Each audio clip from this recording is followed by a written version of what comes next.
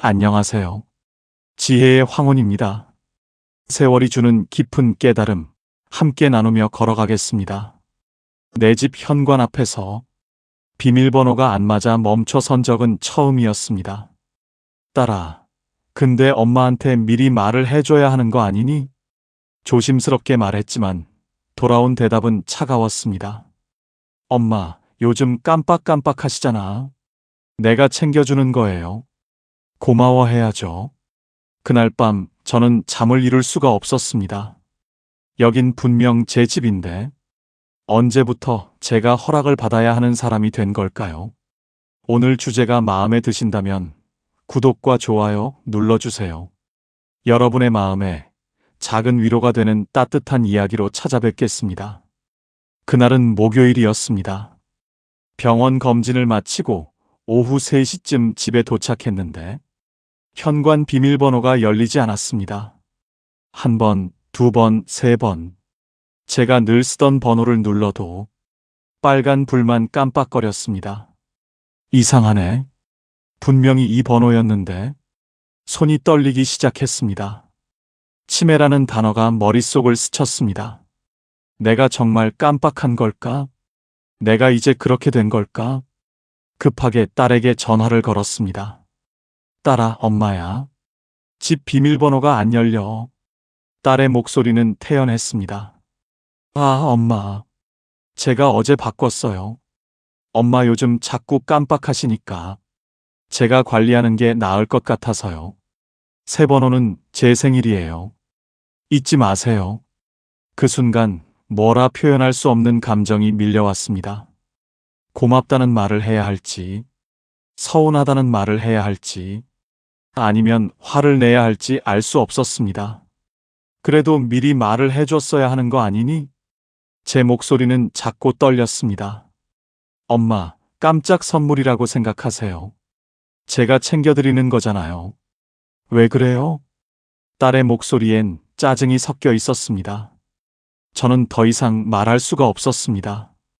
현관문을 열고 집 안으로 들어갔지만 이상하게도 제 집이 제 집 같지 않았습니다.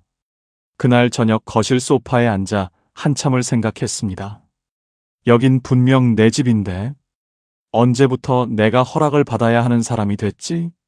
비밀번호 사건 이후로 이상한 일들이 조금씩 늘어나기 시작했습니다. 일주일 후 택배가 도착했습니다.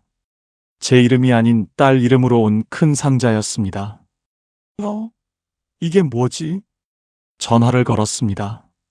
딸아, 너 택배가 여기로 왔는데? 아, 엄마. 우리 집은 공동현관이라 택배 도난이 많아서요. 엄마 집으로 받으면 안전하잖아요. 며칠 있다가 가져갈게요.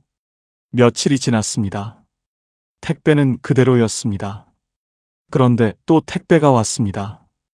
이번엔 2개였습니다. 딸아, 택배 또 왔어.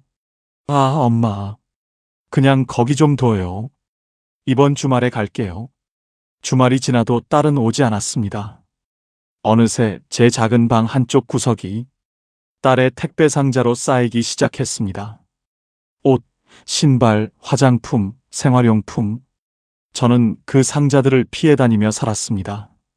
딸아, 택배 좀 가져가야 하는 거 아니니? 조심스럽게 말을 꺼냈습니다. 엄마, 왜 그래요? 잠깐만 두는 건데. 엄마 집 넓잖아요. 우리 집은 좁아서 짐 둘 데가 없어요. 넓다고요? 제 18평짜리 작은 아파트가요? 하지만 저는 더 이상 말할 수가 없었습니다.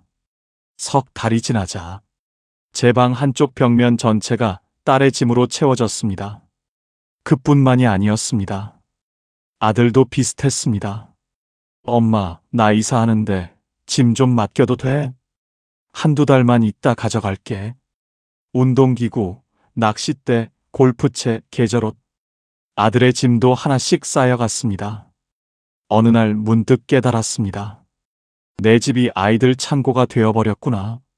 하지만 그 생각을 입 밖으로 낼 수는 없었습니다. 그랬다간 제가 인색한 엄마가 될 것 같았으니까요. 어느 화요일 아침이었습니다. 병원 예약을 해둔 날이었습니다. 오전 9시 진료였기 때문에 일찍 준비를 하고 있었는데 딸에게서 전화가 왔습니다. 엄마, 큰일 났어요. 아이가 열이 나서 어린이집을 못 가요. 엄마가 오늘 좀 봐주세요. 나 회의 있어서 못 봐줘. 딸아, 근데 엄마 오늘 병원 가는 날인데. 엄마, 병원은 다음에 가면 되잖아요. 아이가 아픈데 어쩌라고요? 빨리 와주세요. 전화는 끊어졌습니다. 저는 한숨을 쉬며 병원에 전화를 걸었습니다. 죄송한데요. 오늘 예약 취소하고 다음 주로 미뤄주세요. 딸의 집으로 갔습니다. 손주는 정말 열이 있었습니다. 할머니 아파요. 그래. 할머니가 있으니까 괜찮아. 온종일 손주를 돌봤습니다. 해열제 먹이고, 미음 끓여 먹이고, 재우고. 저녁 6시가 되어서야 딸이 돌아왔습니다. 엄마, 고마워요. 덕분에 회의 잘 마쳤어요. 고맙다는 말에 저는 그냥 웃었습니다. 하지만 집으로 돌아오는 버스 안에서 문득 이런 생각이 들었습니다. 나는 오늘 뭘 한 거지? 내 병원 예약은 누가 챙겨주지? 그 후로도 비슷한 일이 계속됐습니다. 엄마, 오늘 우리 집 청소 좀 해주세요. 엄마, 오늘 와서 애 밥 좀 먹여줘요. 엄마, 차 좀 빌려줘요. 어차피 잘 안 쓰잖아요. 아들도 마찬가지였습니다. 엄마, 나 이사하는 날인데 와서 도와줘. 짐 정리하고 청소 좀 해줘. 엄마, 차 오늘 하루만 써도 될까? 엄마는 어차피 집에만 있잖아. 어차피 잘 안 쓰잖아. 시간 많잖아. 그 말들이 제 가슴에 비수처럼 꽂혔습니다. 6달이 지나자 제 달력은 온통 아이들 일정으로 가득 찼습니다. 손주 돌봄, 딸 내 집 청소, 아들 이사 도움, 차 빌려주기. 제 일정은 단 하나도 없었습니다. 그날 밤 달력을 보며 깨달았습니다. 내 시간은 다 아이들이 가져갔구나. 나는 언제부터 내 인생의 조연이 되었을까? 어느 날 저는 용기를 냈습니다. 딸에게 조심스럽게 말했습니다. 딸아, 엄마도 요즘 좀 힘들어. 매일 손주 봐주고 청소하고 하다 보니 엄마 몸도 예전 같지 않아. 딸의 반응은 차갑했습니다. 엄마, 왜 그렇게 예민해요? 할머니가 손주 봐주는 게 당연한 거 아니에요? 다른 엄마들 다 그렇게 해요. 그래도 미리 물어봐 줬으면. 엄마는 왜 이렇게 서운해해요? 내가 도움 청하는 게 싫어요? 더 이상 말할 수가 없었습니다. 제가 잘못 생각한 걸까요? 제가 너무 예민한 걸까요? 아들에게도 비슷한 일이 있었습니다. 엄마, 차 갑자기 써야 하는데 괜찮지? 아들아, 근데 엄마 오늘 병원 가는 날인데. 엄마, 왜 그래요? 버스 타고 가면 되잖아요. 나 정말 급해요. 차 키를 건네고 나서 저는 버스 정류장에서 한참을 서 있었습니다. 72세. 이 나이에 버스를 타고 병원을 가는 게 과연 누구 잘못일까요? 그날 저녁 냉장고를 열었습니다. 제가 정성껏 만든 반찬들이 가득했습니다. 그런데 며칠 전 딸이 와서 이렇게 말했었습니다. 엄마, 이 반찬 냄새 이상한데? 엄마 요즘 냄새도 잘 못 맡으시나 봐요. 버리는 게 나을 것 같아요. 제가 만든 반찬을 딸이 그 자리에서 버렸습니다. 그 순간 제 마음도 함께 버려지는 것 같았습니다. 내 감정은 사라져도 되는 사람인가? 나는 왜 늘 죄인이 되는 걸까? 그날 밤 베개를 적시며 울었습니다. 1년이 지났습니다. 어느 날 문득 달력을 펼쳐봤습니다. 빨간색은 손주 돌봄 날, 파란색은 딸 내 집 청소 날, 초록색은 아들 도와주는 날. 제 색깔은 어디에도 없었습니다. 경로당에 가려고 했던 날, 친구를 만나려고 했던 날, 혼자 영화를 보려고 했던 날, 모두 지워졌습니다. 아이들 일정 때문에.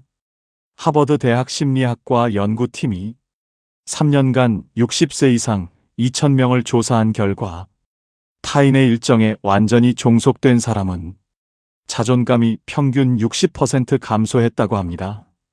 저는 그 통계 안에 있었습니다. 어느 날 거울을 봤습니다. 눈빛이 흐려져 있었습니다. 나는 언제부터 내 인생의 조연이 되었을까? 그 질문에 답할 수가 없었습니다. 그때 친구 한 명이 말했습니다. 언니, 상담 한번 받아봐. 나도 받았는데 정말 도움이 됐어. 저는 고개를 저었습니다. 상담? 그게 무슨 소용이야? 내가 잘못 생각한 거겠지 뭐. 하지만 그날 밤 잠을 이룰 수 없었습니다. 다음 날 아침 떨리는 손으로 상담센터에 전화를 걸었습니다. 혹시 예약 가능할까요? 그 전화 한 통이 제 인생을 바꾸게 될 줄은 몰랐습니다. 일주일 후 상담실에 갔습니다. 하얀 벽, 따뜻한 조명, 그리고 부드러운 음악. 상담사는 50대 중반쯤 되어 보이는 여자 선생님이었습니다. 어서 오세요. 편하게 앉으세요. 저는 소파에 앉았습니다. 손은 계속 떨렸습니다. 천천히 말씀해 보세요. 무엇이 가장 힘드신가요? 그 질문에 눈물이 터져 나왔습니다. 선생님, 저는 말이 나오지 않았습니다. 그저 눈물만 흘렀습니다. 상담사는 조용히 손수건을 건넸습니다. 한참을 울고 나서야 말을 시작할 수 있었습니다. 집 비밀번호를 딸이 바꿨어요. 제 허락도 없이요. 그리고 집에는 아이들 집만 가득하고요. 제 시간은 다 아이들이 가져갔고요. 제가 힘들다고 하면 딸은 제가 예민하다고 해요. 말을 하면서도 죄책감이 들었습니다. 내가 이런 말을 해도 되나? 자식들이 도와주는 건데 내가 배은 망덕한 건가? 상담사는 제 마음을 읽은 듯 말했습니다. 어머님, 지금 이 순간에도 죄책감을 느끼고 계시죠? 네, 어떻게 아셨어요? 많은 분들이 그래요. 자신의 고통을 말하면서도 내가 잘못 생각하는 건가 하고 스스로를 의심하시죠. 눈물이 더 쏟아졌습니다. 상담사는 단호하게 말했습니다. 어머님이 잘못한 게 아니에요. 그동안 너무 혼자 버텨오신 거예요. 그 말 한마디에 가슴에 맺혔던 무언가가 풀리는 것 같았습니다. 72년을 살면서 처음으로 누군가 제 편이 되어준 기분이었습니다. 이 상담에서 어머님 인생이 바뀌게 될 겁니다. 상담사의 목소리는 확신에 차 있었습니다. 저는 그 말을 믿고 싶었습니다. 끝까지 들으시면 분명 마음이 편해지실 겁니다.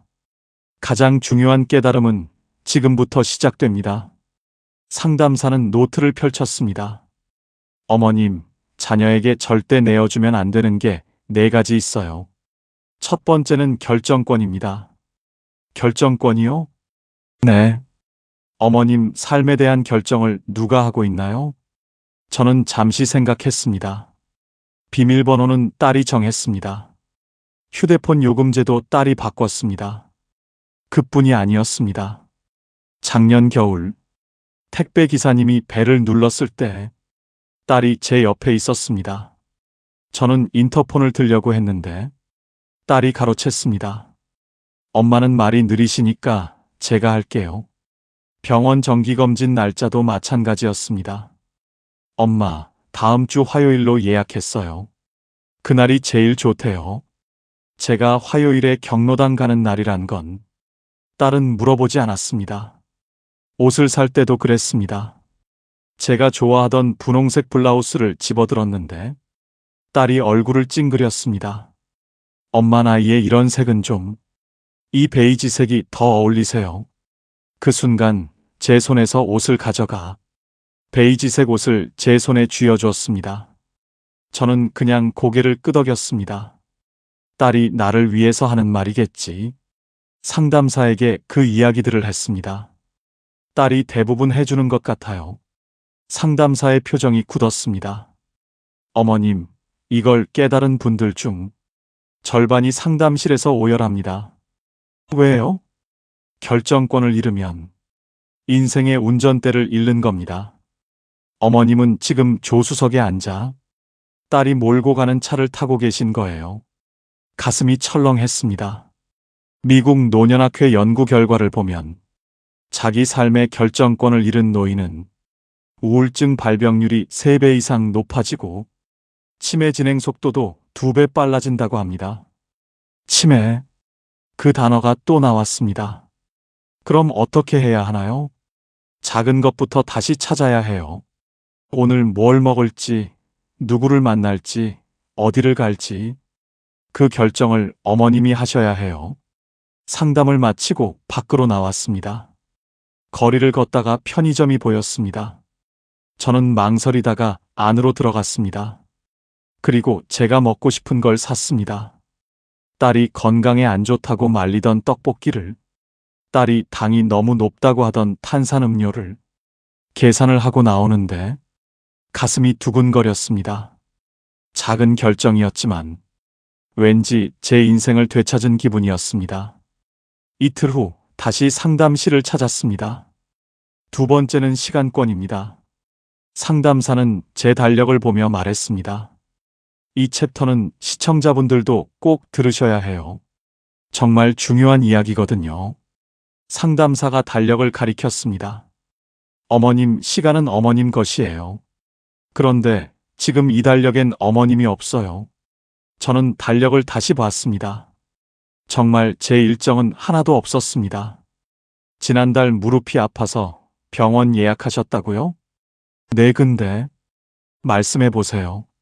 그날 아침에 딸이 전화했어요. 손주가 아파서 어린이집을 못 간대요. 제가 봐달라고요.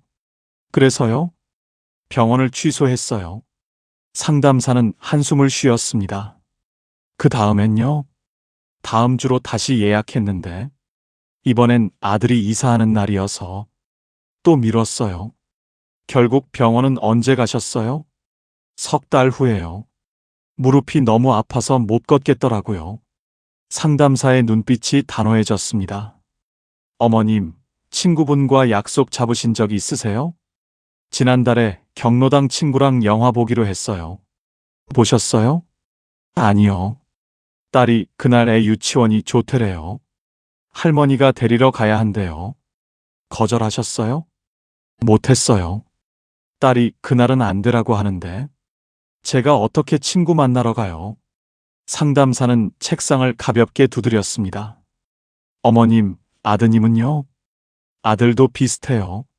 엄마, 나도 이번 주말 좀 도와줘. 엄마는 시간 많잖아. 이렇게 말해요.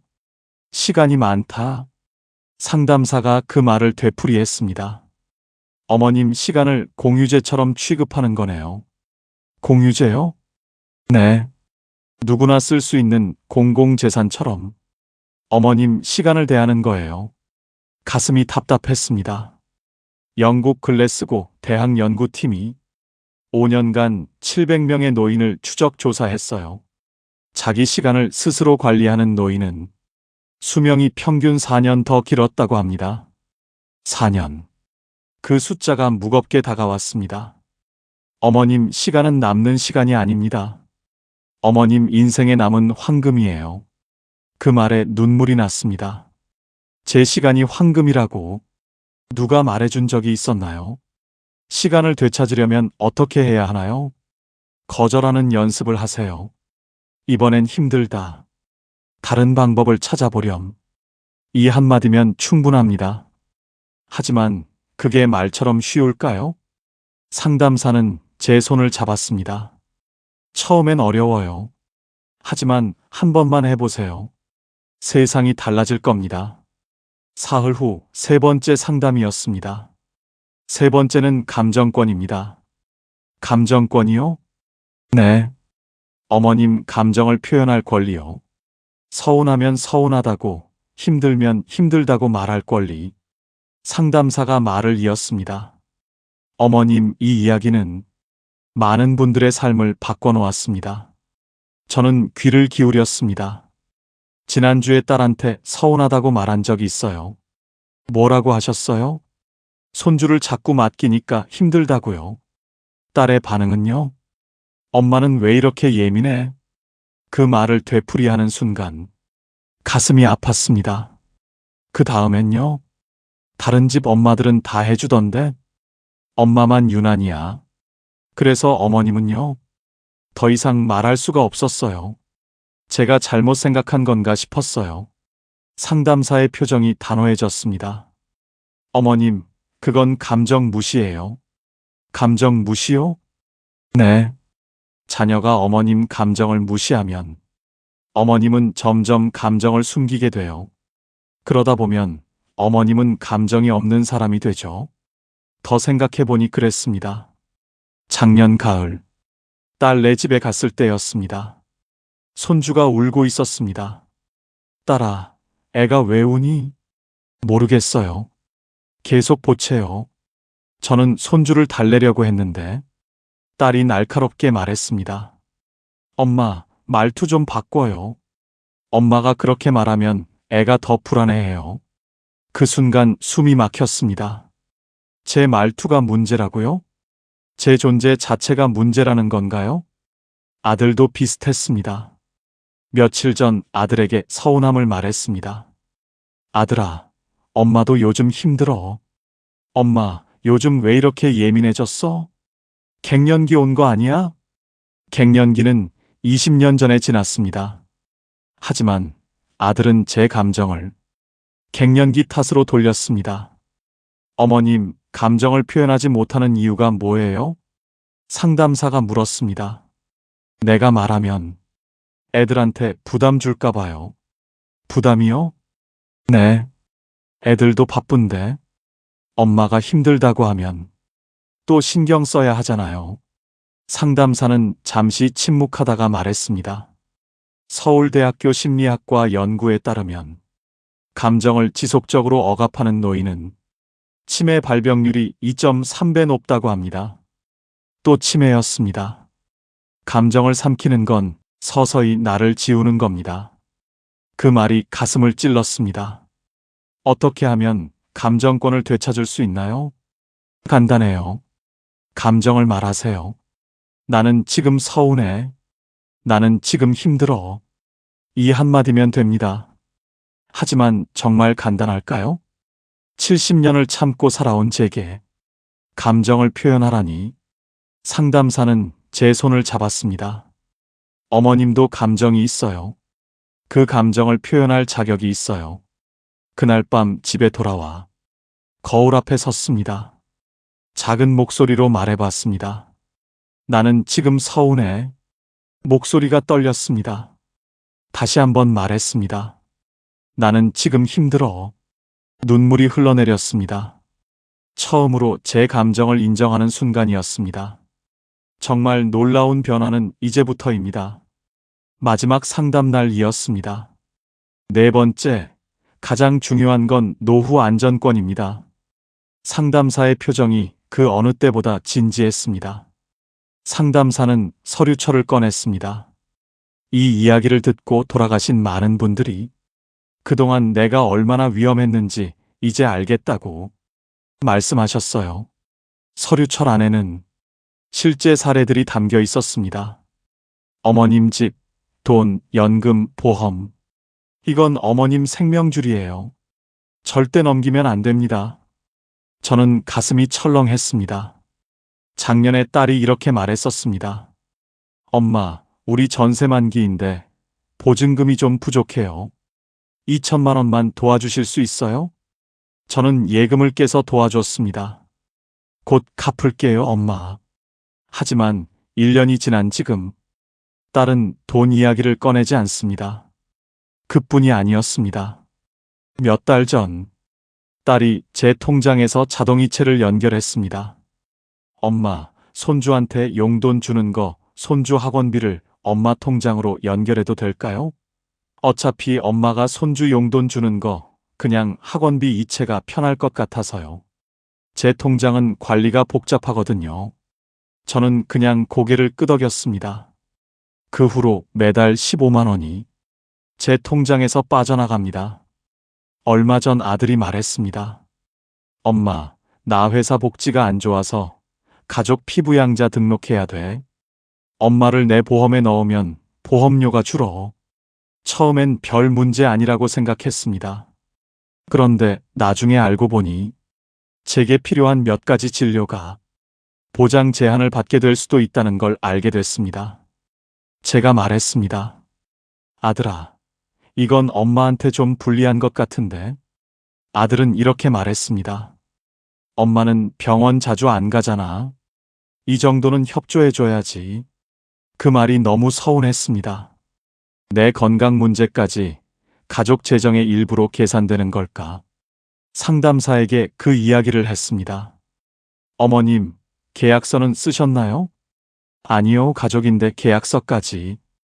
어머님, 가족 간에도 계약서는 필요해요. 특히 큰 돈은요. 상담사는 서류철의 첫 장을 펼쳤습니다. 70세 어머님께서 아들에게 집을 증여했다가 며느리와 갈등 후 요양원으로 쫓겨났어요. 두 번째 장. 68세 아버님은요, 딸 사위에게 전세금 3천만 원을 빌려줬다가 이혼 후 한 푼도 못 받았어요. 세 번째 장.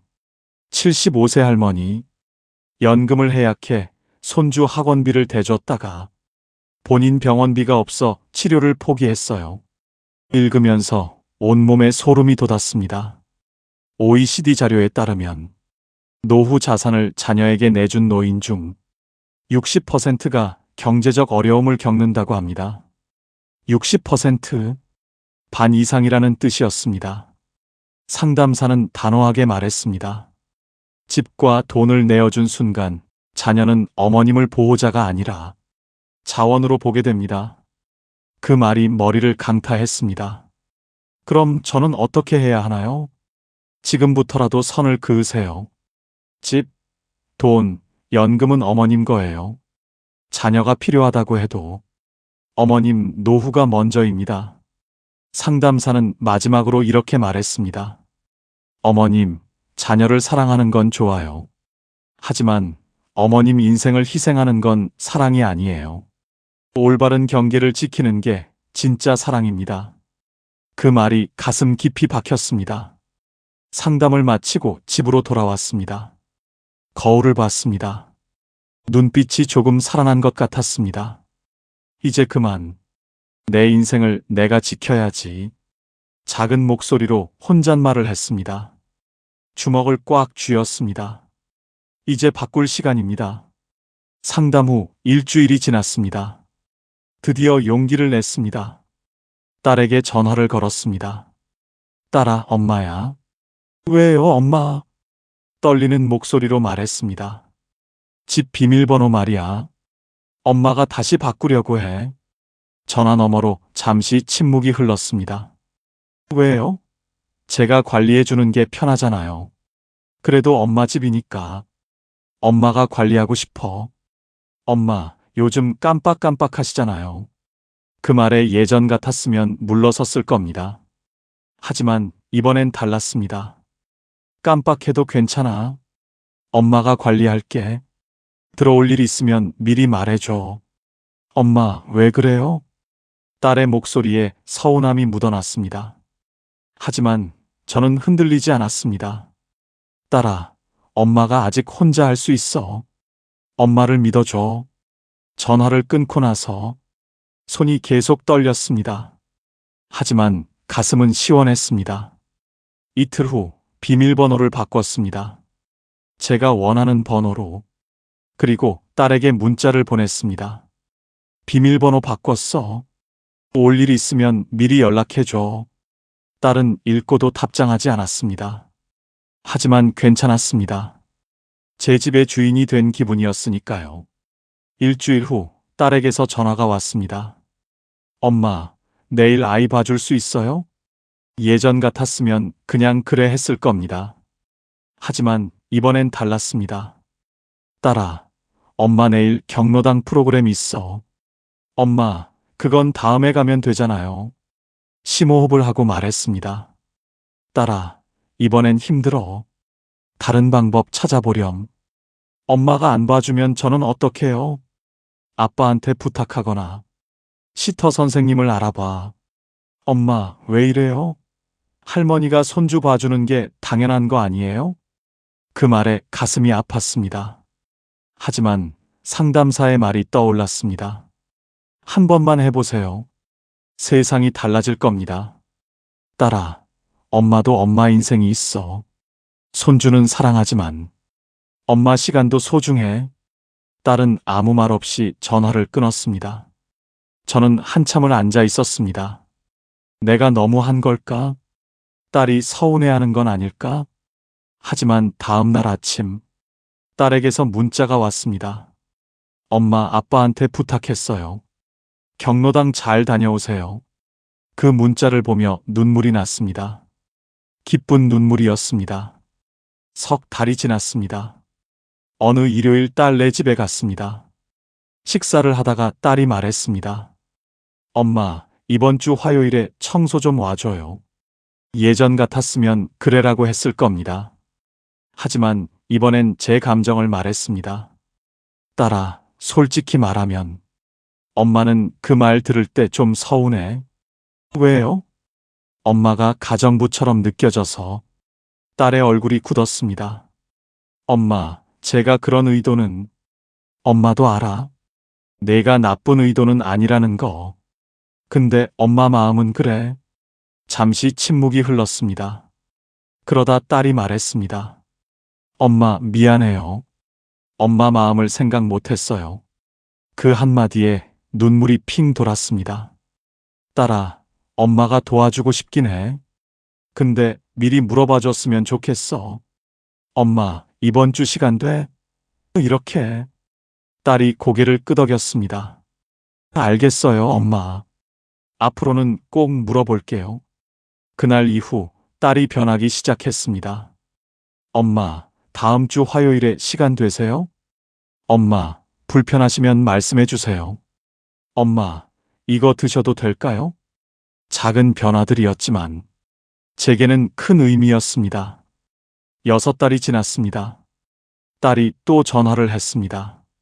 엄마, 우리 이사하려고 하는데 전세 보증금이 3천만 원 부족해요. 엄마가 좀 도와주실 수 있어요? 예전 같았으면 망설이지 않고 도와줬을 겁니다. 하지만 이번엔 달랐습니다. 딸아, 엄마가 도와주고 싶은 마음은 있어. 근데 그 돈은 엄마 노후 자금이야. 엄마, 저희가 갚을게요.